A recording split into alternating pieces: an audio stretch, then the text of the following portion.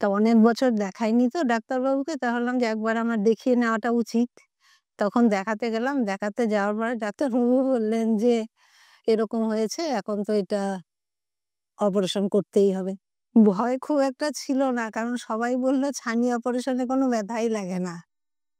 বলল যে বুঝতেই পারবে না। মানে গিয়ে একটু করতে না করতেই ছেড়ে দিবে, বলবে যে হয়ে গেছে। সেই জন্য সেই ভরসা নিয়েই গেলাম। তা দেখলাম যে সত্যিই তাই। কোনো অসুবিধা হয়নি, আর বুঝতেও পারলাম না যে কি করল বা না করল। যেভাবে আমাকে বলেছে আমি সেভাবেই চলেছি। গায়ে জল ঢেলেছি, কিন্তু ওই মাথা, চোখ, এই এইখান থেকে এইটুকুটার মধ্যে কোনো জল লাগাইনি আরকি, মুখ ধোয়া ছাড়া। ১ম কদিন তো মনে হচ্ছিল আমার চোখে কেউ একটা লাইট দিয়েছে বোধহয়।